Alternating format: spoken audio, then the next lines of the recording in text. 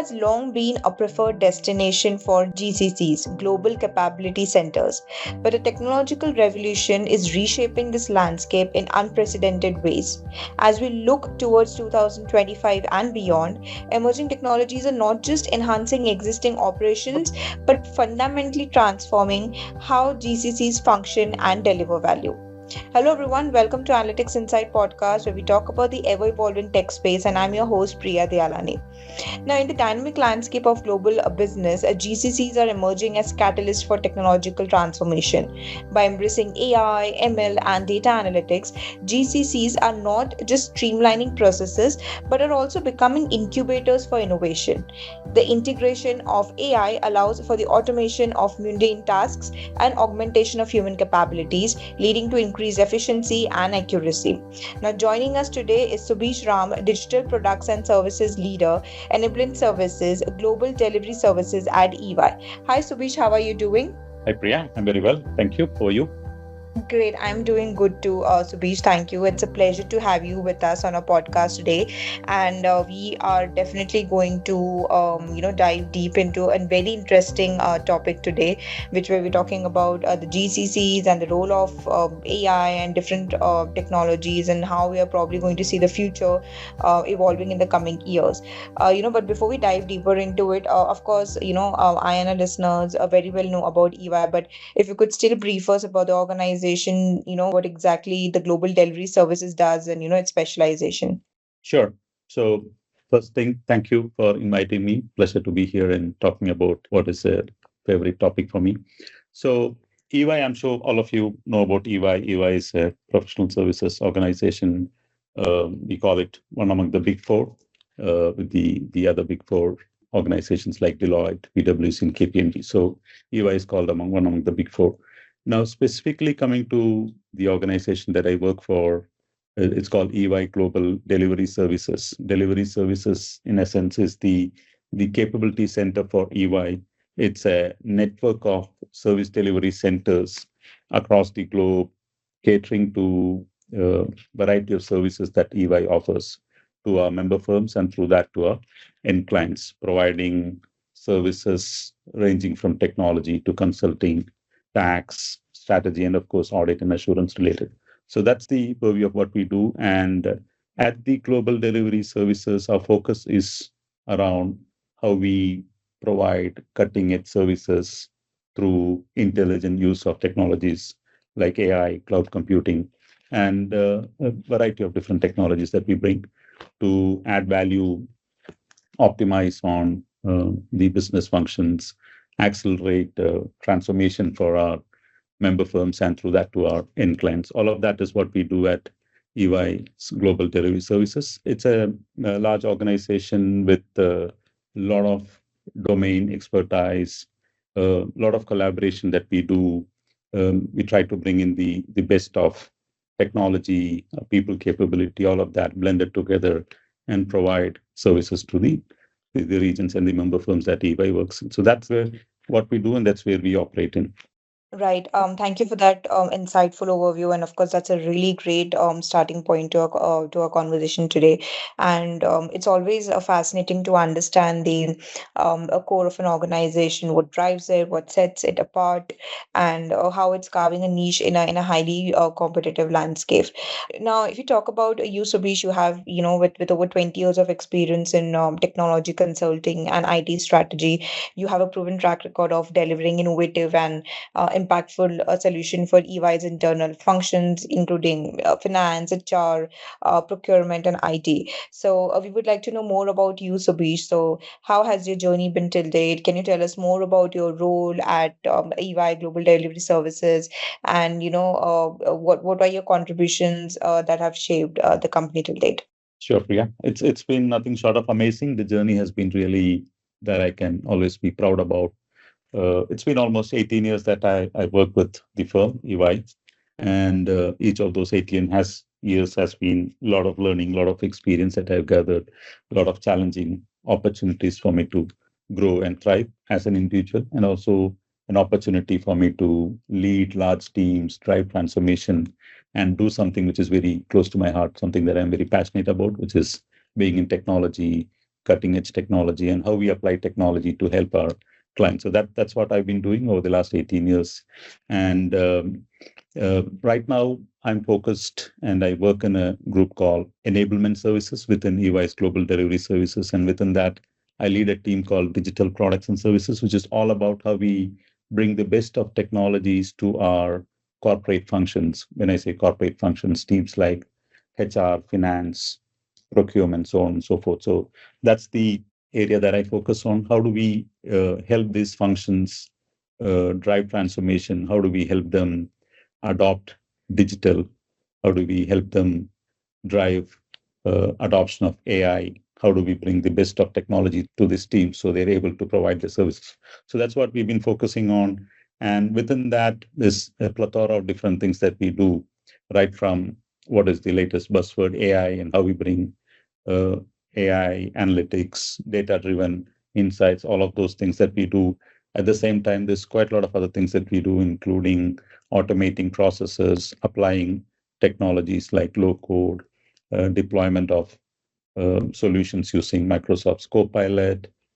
So variety of anything within that digital spectrum, we are able to bring that to these teams and help them drive the whole digital agenda within their businesses. So that's what we've been focusing on. So every year is a new year with the advancements that we're seeing in technology. There's something that is changing. There's more exciting new tech that's coming. Effort has always been trying to figure out how we are able to bring that into the spectrum of services that we provide. How are we able to bring value by applying these technologies? How are we able to, kind of encourage responsible use of this technology? And then eventually, what is the value that we are able to add to the business? That's what the focus has been, and that's what we've been doing over the last few years now. Yeah. Great, quite an impressive journey, I must say, Subish. And of course, it's really interesting to learn about how you've been bringing on the different technologies for these plethora of corporate functions and how you're helping them drive these transformations. So I think that's truly remarkable, and it's quite interesting to learn about it. To be honest, now moving ahead into the topic that we kickstarted in the introduction, I think with every other organization trying to offer differentiated offerings in the market, the imperative to reinvent is more urgent than ever before. I think leaders have understood that in order to stay relevant in the future, they must tap into the power of technology to re-energize their business models and transform the way they work, basically. Now, AI and automation have therefore become a pivotal levers of a reinventation for modern enterprises. So I think that is leading to GCCs becoming more like these reinvention engines, I believe. So how would you describe the current role of AI and data in transforming the global capability centers? I think that's a very interesting question and very relevant to the times that we are in, right? With so much focus on AI, and all of us know this, right? AI has been around for maybe half a century now, at least, predominantly in the labs and with a lot of testing and experimentation has been happening. The last few years, I think we've seen a tectonic shift in how AI is really coming into mainstream, right? Not just in the business world, but also in the personal space that we live in. And there's been enough spoken and written about it. So I'm not going to go into the details of it. But what is happening is with that change in how AI is taking over a personal and the professional space, we're also seeing a huge shift in how GCCs are evolving and transforming themselves from being places where you kind of deliver work through the advantage of labor arbitrage. From that point, we are moving away to where GCCs are taking on higher value work and driving innovation. GCCs are becoming centers of excellence. GCCs are where you have the CEO is for innovation, CEO is for research, CEO is for testing out new things and evolving and creating new service delivery models. All of that is being tested and piloted and scaled up in the global capability centers. And that's exactly what we are doing at EY's Global Delivery Services also, right? We are expanding our service portfolio. We are kind of becoming the thought leaders in the services that we are providing. We are embedding technology, specifically AI, in how we deliver our services. So all of that is what we are bringing in here. We are kind of figuring out how we are enhancing our data analytic capabilities. How are we bringing more insights into the work that we provide? How are we partnering with the member firms and the global organization in developing new products and creating center of excellence for the variety of different services that we provide? All of that is what we are focusing on right now. While we do all of that, there is also a continuous focus on the talent, right? Because the kind of the foundation of our organization, EY, if you see, is around the people that we have. So it is essential while we kind of build on AI or the technology that is relevant today, at the same time focus on how we are able to help our people uh, work with these technologies, how we help our people learn and skill themselves with these technologies, how we manage our talent and enhance the whole experience that our people have working with this technology. So while on one hand, there is so much of focus on AI and the technology and the capabilities that it brings, on the other hand, how are we in a kind of fostering an environment, a culture where there is continuous learning, ability to adapt and adopt to this change that's happening, how are people using this technology and providing the services. All of that is what is happening right now. Plus, EY being a firm that is really out there in the market and advising clients on how to use AI, we're also focused on how are we kind of handling the risk that is associated with AI, how are we keeping it transparent, how are we applying principles of being fair while using AI, so responsible AI, if I may call it that way. So all of those are varying things at different levels of maturity that we are trying to bring to the table. And I think we are not alone. There are the whole GCC industry itself is trying to take that jump leap into the future, being ready to handle the wave of AI and the enhancements and the innovation that will continue to happen in AI. So that's where we are right now, Priya.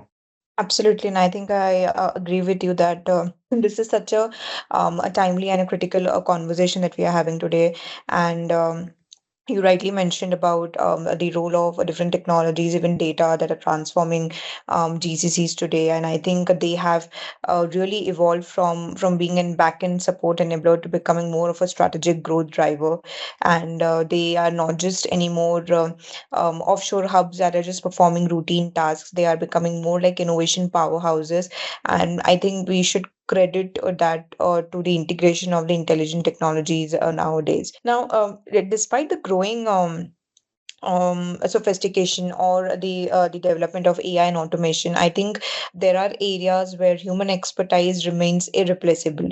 Now, strategic decision making, emotional intelligence, creativity, problem solving.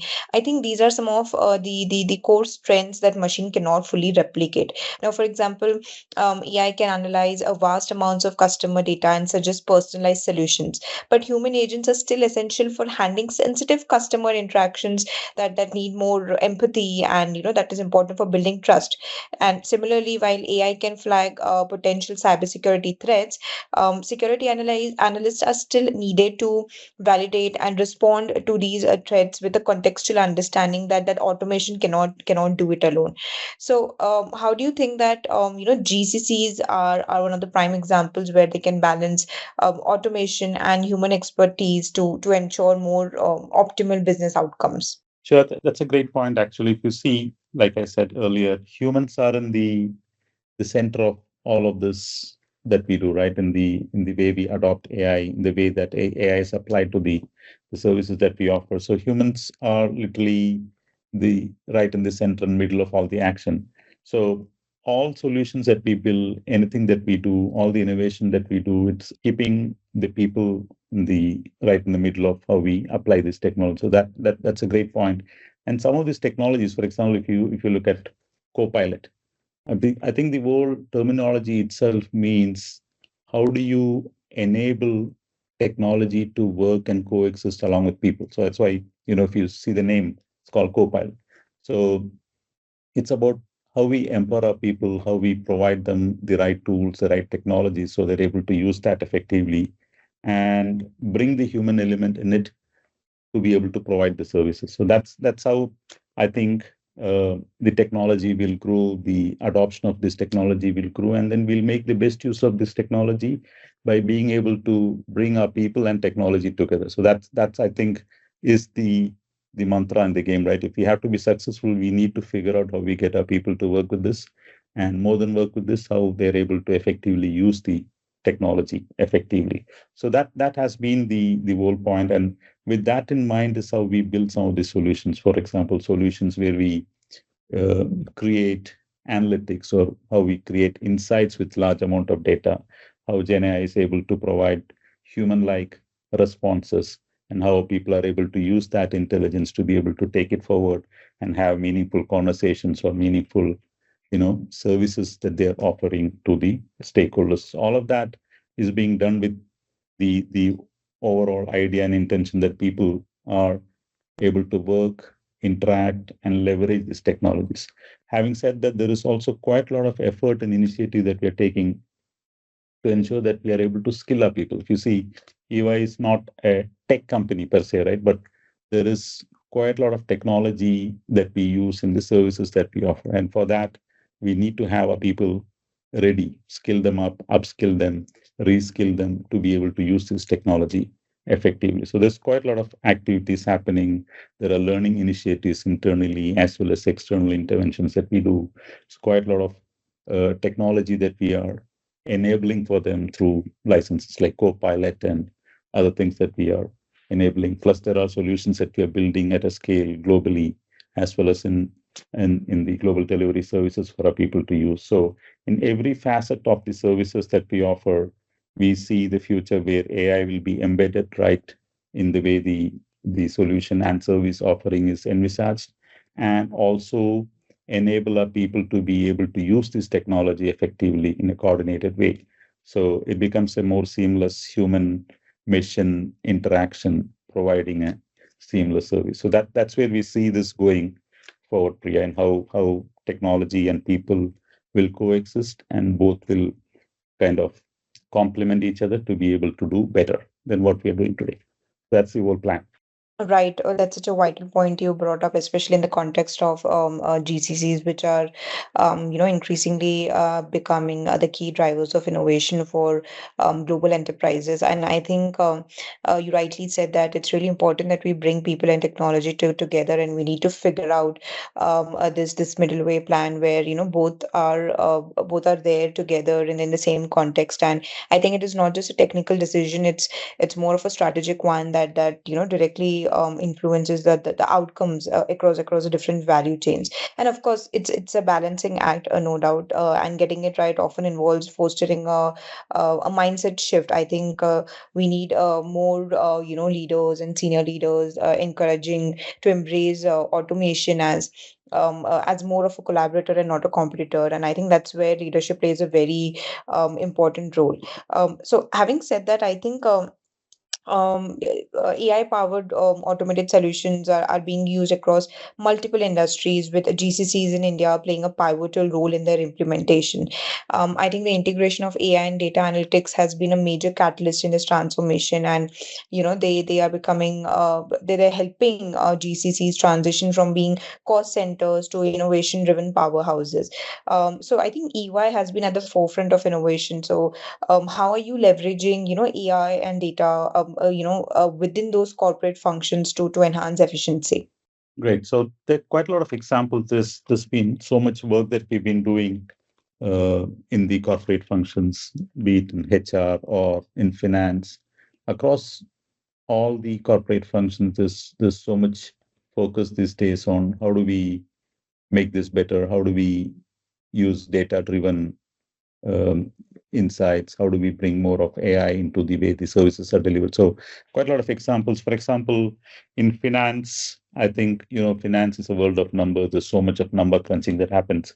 So we are building solutions which is AI driven, powered by Gen AI, which is able to provide intelligent insights, and able to kind of look at past numbers and also talk about what is the trend looking like, what might happen with the projections and trend, and how the business is going. So there's so much of number crunching that AI is doing these days. It's providing intelligent commentary around how do you decipher insights from the numbers that you're seeing rather than just the numbers.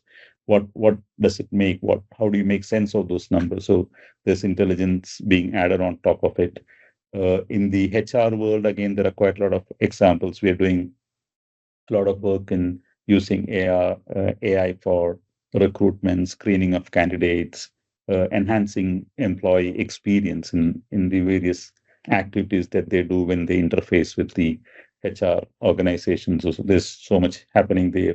Procurement, again, so much opportunities, so much is happening there in the procurement space, right from how you're negotiating contracts, how you're writing SOWs, how you're creating managing vendors, including the transactions that you do with vendors. So AI is, I think there's so much potential and opportunities in the procurement space. In the IT side of the house, again, there's so much of AI being applied in how we are picking up incidents, how we are managing incidents, how we are preventing incidents. So, I mean, across the board, across multiple functions, there's so much happening in how AI is being applied in the way services are being delivered, and there's quite a lot of work that's happening in all these areas. Priya. That's truly fascinating. Thank you for sharing that with us, Sirish. And I think EY's commitment to innovation really sets a strong example for how large enterprises can lead the way in for such an intelligent transformation. And when we talk about leveraging AI and data to enhance the corporate functions, I think we're not just looking at automation for the sake of speed. I think we are witnessing a very fundamental and an important shift in how decisions are made, how insights are extracted, and how value is delivered across. It's always exciting to hear about AI as to how they are streamlining tasks and bringing their predictive capabilities to enhance the different functions like you just highlighted, HR, finance, and even procurement for that matter. I think when we're talking about the glories of AI, I think we of course understand that AI unlocks immense opportunities for even the GCCs, but its adoption is not without challenges, is what I feel. I think one of the biggest hurdles is the availability of high quality data. Now, AI models rely on large data sets to function effectively, and data silos within organizations can limit their efficiency. So, ensuring a seamless data integration across different business units is crucial to maximize AI's full potential. So, what challenges do you think that enterprises can face while implementing AI or data related solutions? And how do you think that they can overcome them? You're right, actually, spot on, Priya. Data, I think, is the lifeline for any AI implementation, any AI solution that we want to build. So data security, compliance to data, availability of right data, data in its right form and structure is the backbone for any AI solution to be successfully deployed. So that's a given thing. And like most organizations, I think there are challenges when it comes to data, right? If you see, most of the business houses are still not ready for AI because of not having solved the data problem for themselves, right? Not having AI ready data to be applied. So that's where most business organizations are facing a challenge. And EY, I think one of the biggest priorities for EY is around how we are securing our data, how are we intelligently using our data, how are we storing it. All of that is the backbone for how EY operates. Even before all this buzz around AI, data has been a key aspect for us. And with the advent of AI, there's even more focus around how we are complying with how we use the data, how we store and secure it. Is it being used for the right purposes? All of that is a key priority for us. And there are specific work streams within the firm that is providing governance around how data is being used and all of the stuff, right? In order to ensure that we are using it for the right reasons, it's controlled, and there are right approvals and accesses that's granted on how data is being applied, not just on any AI solutions, anything that we use data for. So that's been a fundamental foundational thing that we do. Now, when it comes to applying this data for AI projects, AI solutions, there's quite a lot of groundwork that we do before we embark on a project to pick up data from different sources, be it people data or financial data. So much of groundwork that happens. There are specific teams that govern and control how we access this data. So there is activities that we do pre-implementation to be able to work with these teams to ensure that we have the right access, we put the right controls in accessing, transferring, storing data. All of that is taken care of, and multiple levels of approvals are obtained, right, from the legal, risk, and multiple other teams before we bring up this data for applying in AI. And then business teams are also learning as they figure out new opportunities, as they sense that they can use their data more effectively, intelligently. They're figuring out that they need to be able to have a plan, a strategy, a method around how using their data. So there is a learning curve that most business teams are also going through. And as this matures, we're going to see more effective use of this data, more sharing of data across the firm, more intelligent use of data across the firm. All of that are, I think, natural evolution from where we are today. We're going to see major shifts in how data is going to be stored, used, and shared across the firm. So those are things that we'll continue to see. But I think the whole maturity level is an evolution. Like most organizations, the data maturity level also evolves across the board. So that's where we are. But foundationally, the control and the governance is in place, and that is what is the guiding factor when it comes to data for us. Well, that's a really important point to reflect on because, while AI and data solutions offer incredible promise, the part to successful implementation is really smooth because the challenges aren't just technical, where we talk about just people, processes, and even mindsets. I think like you mentioned that one of the first roadblocks is often related to data itself. So I think overcoming all of this requires a foundational shift. We need to set up strong data governance frameworks, and we need more clean and structured data pipelines. And it involves, I think, it ultimately boils down to fostering a culture where data accuracy isn't just for the senior leaders. It's for everyone's responsibility. I believe, and that's how each enterprise should function that way. So moving ahead, I think the advancements of AI, ML, and automations will definitely continue, and GCCs will further, play a very important role in supporting the global large scale companies, enterprises, I believe.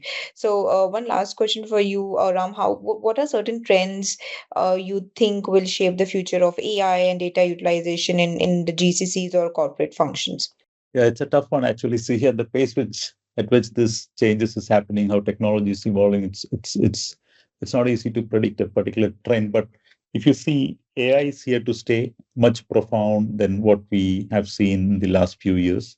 And with the advent of Gen AI and the large language models, we're going to see multiple variations of it come, compounded with the computing capabilities, right? So combination of compute plus Gen AI is going to really make tectonic shifts in the industry as a whole.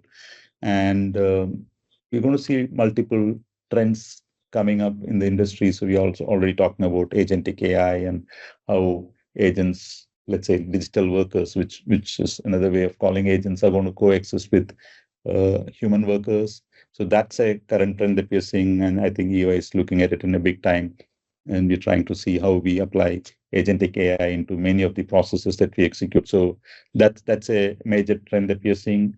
Plus, in addition to that, there'll be multiple other technology advancements that we'll see in and around AI, right? How AI is being applied in different aspects of our business and different elements of our business. But I think the larger point here is that AI will continue to evolve. AI will continue to bring new capabilities, and we're going to see a lot of concepts like agents and small language models and multimodal AI. Many of those things coming into picture and helping us drive more efficiency, bring more value, enhance experience both for the people who provide the services as well as for the customers who avail the services. That's a trend that's going to continue. And while that happens, there will be a lot of advancements on the compute side, on the algorithm, on the language model side. So both of this hand in hand is what I think will continue to evolve. That's my view on it. Yeah. Right, definitely. And I think as India's GCC sector embraces these technological changes, it is positioning itself not just a service provider, but more of a strategic partner in the global digital transformation. And the integration of advanced technologies, like we discussed, is creating a more robust and a value-driven GCC ecosystem, which will continue to attract global investments and even drive technological advancements in the years to come. So, well, thank you so much, Sirish. I think you helped us understand that AI-powered automation is not just a trend; it is an opportunity for the GCCs in India to become global leaders in the global innovation. And I think by effectively leveraging these technologies, they can get ahead of the curve by introducing new business models and creating greater value for the global market. So thank you so much for your time and effort. It was lovely chatting with you, and thank you for all those insights. I think our listeners would definitely love them. Thank you, Priya. Thanks for hosting me, and it was great talking to you. Thank you so much, Subish. So this is for our listeners. I hope you enjoyed today's episode, and don't forget to leave a review and share the podcast with your network. You can view all our previous podcasts on Spotify and other leading platforms. Until next time, stay curious, stay innovative, and keep embracing the future of AI. Thank you so much.